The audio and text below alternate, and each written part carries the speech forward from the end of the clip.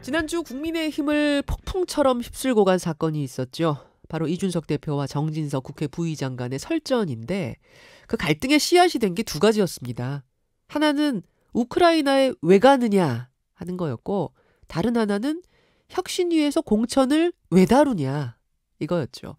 이거 다 자기 정치하려는 거 아니냐 이런 시각이 갈등의 씨앗이 된 겁니다. 이런 논란 때문인지 좀처럼 혁신위원이 모이지를 않았습니다. 최고위원들이 각자 한 명씩 추천을 하기로 했는데 웬일인지 추천이 잘 안 됐어요. 그런데 어제 혁신위원 4명이 한꺼번에 추천됐습니다. 그럼 이제 출범을 하는 걸까요? 혁신위원 1호 천하람 변호사 지금부터 연결해 보겠습니다. 천하람 위원님 안녕하세요. 네, 안녕하십니까. 순천의 예. 천하람입니다. 혼자만 일찌감치 뽑혀가지고 기다리신 지가 일주일 넘었어요. 네, 굉장히 외로웠거든요. 네, 네. 그리고 이제 아무래도 저 혼자만 있다 보니까 예. 뭔가 이렇게 특정한 계파가 있는 거 아니냐 이런 오해도 많이 받고 했었는데, 다행히 다양한 색깔의 많은 분들이 이제 추천이 되셔가지고 네. 그런 오해는 곧 없어질 것 같습니다. 저 이준석 대표하고 따로 밥 한 번 드셔보신 적 없다면서요? 아, 그래요? 네, 제대로 먹은 적은 없는 것 같기도 합니다. 네, 생각보다 이렇게 사적으로 친하거나 하진 않거든요. 그러니까요. 그런데 뭐 이해관 아니냐 이런 얘기를 일주일 동안 많이 들으셨다고 제가 들었습니다. 네, 저도 굳이 누구 밑에 가려고 정치하는 사람이 아닌데 그런 얘기 들으니까 조금 서운하기도 하고 그랬습니다. 드디어 어제 4명의 위원이 더 추천됐습니다. 지금 그러면 7명 중에 5명이 추천된 거네요? 네, 배현진 의원을 제외하고는 예. 다 추천권을 행사했다라는 것은 저도 언론에서는 접했습니다. 배현진 최고위원 같은 경우에는 추천을 하려고 해도 다들 안 하려고 한다 이런 호소를 기자들한테 하셨더라고요. 네, 아무래도 이제 마치 이제 이준석 대표와의 어떤 연관성이 있어야 되는 것 아니냐라는 오해를 글쎄요, 배현진 의원이 직접 언급하기도 하셨는데요.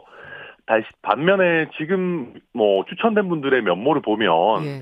이준석 대표계다 이렇게 할 만한 분은 사실 없거든요. 그렇죠. 그렇기 때문에 아마 그런 오해는 곧 없어질 것 같고, 그렇다면은 배현진 의원도 추천하시는 데 대한 부담이 많이 줄어들지 않을까 생각됩니다. 이 정도 찼으면 출범하는 겁니까 이번 주 안에? 네, 원래부터 사실 출범은 하는 거였고요. 이게 시간의 문제였던 것 같습니다. 위원이 다 충족이 안 돼도 일단 이번 주 출범하는 건 확정이었습니까? 다만 이제 이번 주 중에 의원이 다 채워지면 이번 주 중에 출범할 거고요. 그게 안 되면 아마 다음 주 최고위에서 승인을 받아야 되기 때문에 또 진행 상황에 따라서 속도는 조금은 달라질 수 있습니다. 예. 지금 혁신위를 둘러싼 가장 큰 뇌관을 꼽자면 이제 공천 개혁 문제입니다. 네. 천 위원께서는 지난번 인터뷰에서 그러셨어요. 선거를 한참 앞두고 미리 만들어두지 않으면, 미리 개혁하지 않으면 닥쳐서는 못한다. 근데 이제 일각에서는 이준석 대표가 차기 당권 잡고 공천룰을 바꿔가지고 다음 총선 공천에서 친윤계 배제하려는 거 아니냐, 자기 사람 심으려는 거 아니냐, 그런 의도 깔려있는 거 아니냐, 이런 의심을 좀 하는 것 같습니다. 배현진 최고위원도 공개적으로 사조직 얘기했고요. 어떻게 생각하세요? 저는 혁신을 지치로 내걸고 사조직을 만든다? 별로 이준석 대표 같아 보이지는 않습니다, 느낌이. 근데 그리고 실제로 사조직을 만들고 공천을 손을 대고 이런 과정들이 만약에 이준석 대표가 차기 당권까지 노리고 있다면 그다지 유리하지 않아요. 왜냐하면은 기득권을 흔든다라는 점에서 공천 관련한 내용을 손대는 것을 현직 국회의원들이나 현직 당협위원장 대부분이 아무래도 조금 걱정스러운 눈으로 보는 부분이 있을 겁니다. 당대표가 되려면 아무래도 현직 의원이나 당협위원장들에게 잘 보여야 될 부분이 있을 텐데 차기 당권 확보를 위해서 공천 부분을 손댄다? 저는 그거는 조금 이해하기 어려운 얘기라고 생각되고요. 그러면 차기 당권을 생각하지 않고 미리 공천룰 바꿔서 자신에게 유리하게 이렇게 좀 사람들이 포진될 수 있도록 조정하는 거다. 이렇게 얘기한다면요? 일단 이준석 대표한테 그렇게까지 해서 챙겨줄 만한 사람이 많은지도 잘 모르겠습니다. 네, 이렇게 이준석 대표 옆에 물론 젊은 신진 이렇게 나는 국대다 출신의 대변인들 이렇게 해서 나름의 세력이라기보다는 하나의 이준석 류 같은 젊은 신진 그룹이 있는 것은 맞는데요. 아직 이런 친구들 같은 경우에는 챙겨줘야 할 만큼 숫자가 많거나 뭐 이렇게 그룹화가 되어 있는지는 저는 의문이거든요. 이준석 개, 이준석 그룹, 뭐 친이 이렇게 얘기할 만한 그 정도의 세력 조직이 없단 말씀이죠. 네, 그런 식의 어떤 실체가 있는 하나의 그룹이 있지는 않습니다. 그래서 그런 사람 몇 명을 챙겨주겠다고 공천제도 전체를 손댄다? 저는 좀 굉장히 과해 보이고요. 그런 것들을 봤을 때 이준석 대표가 챙겨줄 사람도 별로 없고, 이준석 대표 스타일이 네. 자기 사람이라고 해서 뭐 무리하게 뭐 챙기고 이런 스타일도 아닌 것 같아서. 자기 사람 남의 사람 다 안 챙기는 스타일이잖아요. 네, 사실 실제 그렇습니다. 그래서 예. 저는 지방선거 공천에도 자기 사람을 안 챙겼던 사람이 이번에 뭐 공천 룰을 어떻게 유리하게 바꿔서 챙긴다? 좀 안 맞다고 생각하고, 그리고 만약에 명분 없는 공천 룰 변경이 있다면 네. 얼마든지 차기 당대표가 또 바꿀 수 있는 것이고, 애초에 혁신위원회에서 룰 변경을 하더라도 네. 이거는 최고위원회가 승인을 해줘야 되는 것이거든요. 근데 뭐 이상하게 이준석 대표한테 유리하게, 저는 그게 어떤 형태인지 상상도 안 됩니다만은 이상하게 만들어 놓는다면 최고위에서 퇴짜를 놓으면 되는 것이고, 최고위가 설령 이번에 오케이를 해준다고 해도 다음 지도부가 이상하다라고 해서 바꾸면 되는 겁니다. 또 바꿀 수 있고. 그럼요. 근데 아마 지난 일요일 기자회견에서 이제 제대로 자기 정치 해보겠다 이렇게 말한 것 때문에 더 색안경 끼고 보는 분들이 계시는 것 같아요. 저는 그런 거 보면은 예. 재밌는 것이, 이준석 대표 스스로도 이게 약간 반어법적 표현이라고 그 얘기를 했던 것 같아요. 반어법? 네, 그 정진석 의원께서 이제 자기 정치라는 표현을 썼기 때문에 그걸 네. 돌려주기 위해서 쓴 표현으로 저도 해석이 되고요. 이준석 대표가 자기 정치라고 하면서 얘기한 것들이 뭐 그런 겁니다. 호남에 대한 어떤 그 당의 노력을 더 강화하겠다. 상대적으로 부족했던 여성에 대한 노력을 강화하겠다. 뭐 여의도 연구소 기능을 더 강화하겠다. 예. 근데 이게 무슨 자기 정치인지 잘 모르겠어요. 그냥 당대표로서 자기가 하고 싶은 정치를 말하는 것이지, 이게 순수한 의미의 사익을 추구하는 정치를 얘기했다고 저는 해석되지는 않습니다. 반어법이다. 하도 자기 정치한다 하니까 그럼 이제 진짜 자기 정치 한번 해볼까요? 이런 의미였다는 거죠? 네, 이준석 대표가 그런 식으로 좀 돌려주는 걸 굉장히 좋아하지 않습니다. 네. 알겠습니다. 지금 여의도 연구소 얘기하셨는데, 네. 일각의 보도를 보니까 혁신위에서 정비할 내용의 1호가 여의도 연구소가 될 것이다. 여의도 연구소에서 여론조사 기능만 따로 떼서 피플스 랩이라는 독립기구를 만드는 걸 지금 고려하고 있다. 뭐 이렇게 나와요. 맞습니까? 요즘 저희 당에서 무슨 피플스 이런 걸 뭐 되게 좋아하는 것 같네요. 네, 아무튼, 일단 혁신위에서 어떤 논의를 할지는 전혀 아직 논의된 바가 없습니다. 저희가 위원 구성도 끝나지 않았기 때문에 아마 여의도 연구원을 강화한다라는 내용은 혁신위의 혁신 1호 안건이라기보다는 이준석 대표의 여러 혁신 아젠다 중에 하나인 것 같습니다.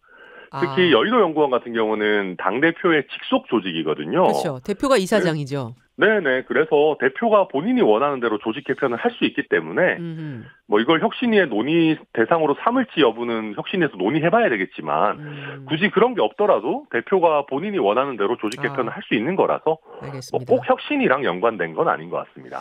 국민의힘 천하람 혁신위원 지금 만나고 있습니다. 잠깐 지난 4월 18일로 좀 돌아가 보죠. 네. 국민의힘과 국민의당이 합당 선언하던 그때 최고위원 자리 2개를 국민의당 몫으로 추가하기로 했어요. 그래서 안철수 의원이 2명을 추천했는데 한 사람은 전 국민의당 서울시당 위원장인 김윤 씨고 다른 한 사람은 국민의힘의 점정식 의원이었습니다. 이게 한 달 전 추천이에요. 근데 엊그제 이준석 대표가 이거 제고해달라. 사실상 퇴짜를 놨습니다. 천 변호사님은 어떻게 보셨어요? 저도 명단을 처음에 받아보고 이거 농담하는 건가 싶은 생각이 들었거든요. 그 2명 추천 명단 보고? 네네. 왜요?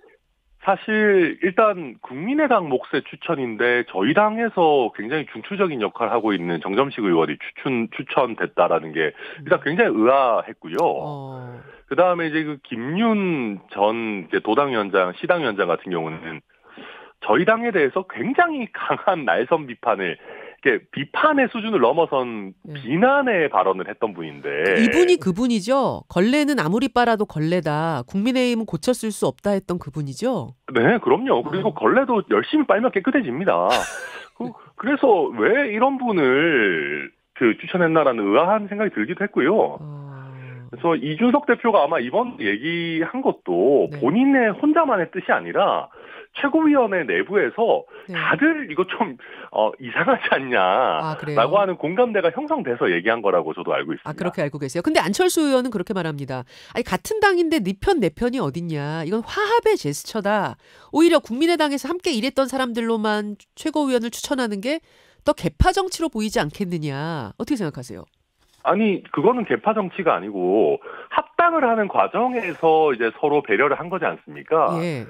당연히 국민의당에 몫을 준 것은 국민의당 인사를 추천할 거라는 걸 전제로 몫을 준 건데 뭐 이제 와서 한당이 됐으니까 국민의힘에 원래 있던 분도 추천할 수 있다? 그거는 좀 선후 관계가 뒤바뀐 거 아니에요? 추천 몫을 준 것은 국민의당 추천 몫을 줬던 것인데 저는 조금 안 맞는 말씀이라고 생각합니다. 안철수 의원이 그럼 왜 이렇게 추천했다고 보시는 거예요? 개인적으로는? 글쎄요. 저는 뭐 화합의 제스처라고 하기에는 조금 어색하다. 다른 형태로 화합도 하실 수 있을 건데 국민의당 인사 추천을 국민의힘 의원을 위해서 쓴다. 글쎄요. 저는 다소 어색한 형태라고 생각하고요. 국민의당에도 훌륭한 분들이 많이 계실 텐데 그런 분들을 추천하는 것이 오히려 저희 당의 인재풀을 넓히는 데 또 도움이 되는 것 아닌가라는 생각도 많이 듭니다. 일각에서는 이런 얘기가 좀 나오는 것 같아요. 최근에 안철수 의원이 친윤 공부 모임을 자처한 민들레에 대해서도 두둔하는 발언을 했고 또 이번에 최고위원으로 정점식 의원을 추천했고 이런 일련의 것들을 보면 친윤 그룹과 안철수 의원이 손잡고 가는 것 아니냐. 손잡고 차기 당권 가려고 하는 제스처 아니냐. 그래서 이준석 대표도 좀 견제하는 거 아니냐. 어떻게 생각하세요? 뭐 각자 다 정치적인 계획이 있겠죠. 근데 저는 안철수 의원 입장에서 그냥 개인적인 입장에서 놓고 본다면은 뭐 현명한 결정이라고 생각합니다. 만약에 이제 소위 친윤계와 가깝게 간다라고 하는 결정했다면요. 예.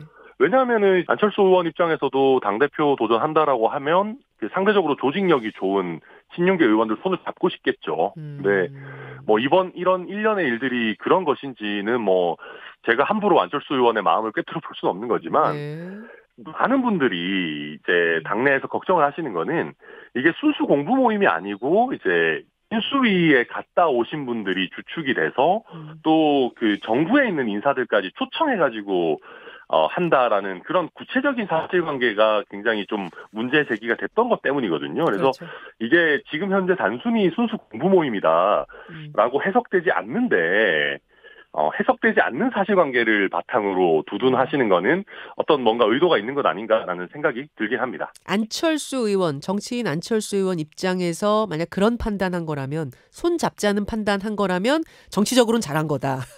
그런 말씀. 네, 당을 위해서 어떨지 모르겠지만. 정치적으로는 잘한 걸 수도 있습니다. 예, 그게 당을 위해서 좋은 건지는 잘 모르겠습니다만은. 자, 1분 남았는데요. 천 변호사님, 천혁신위원회 의견 하나 듣고 싶은 거 질문 드릴게요. 네. 김건희 여사의 최근 행보를 보고 이게 조용한 내조의 일환이라고 볼 수 있다라는 측과 이건 좀 지나친 광폭행보다 공약 파기다 여러 의견들이 나오는데 천 변호사님은 어떻게 보세요? 뭐 김건희 여사께서 애매한 조용하다고만 하긴 어려운 형태의 행보들을 하고 계신 거는 맞습니다. 근데 다만 과거 영부인들을 만나 뵙는 것 정도까지는 저는 하실 수 있는 것 아닌가 싶어요. 예. 네. 그리고 뭐 본인이 어떤 뭐 굉장히 강한 본인만의 정책 아젠다를 뭐 드라이브를 걸거나 이러신 건 아닌 것 같기 때문에 조금 더 지켜봐야 되지 않을까 생각합니다. 근데 전 영부인을 뵈러 가면서 지인들을 데려갔어요. 이제 사적으로 알고 있는 지인들을.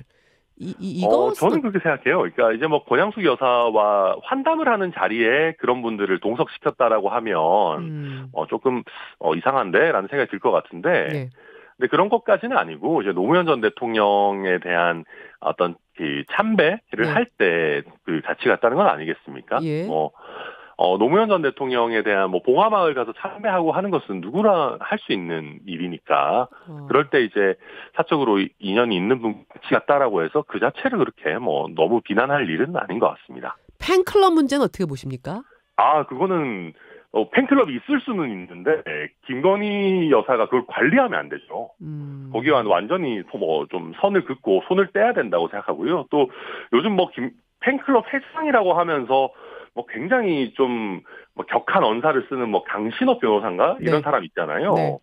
그런 분은 제가 봐도 좀 완전히 거리를 두는 게 맞다고 생각합니다. 여기까지 말씀 듣겠습니다. 천하람 혁신위원님 고맙습니다. 네, 감사합니다. 김현정의 뉴스쇼는 시청자 여러분의 참여를 기다립니다. 구독과 좋아요, 댓글 잊지 않으셨죠? 알림 설정을 해두시면 평일 아침 7시 20분 실시간 라이브도 참여하실 수 있습니다.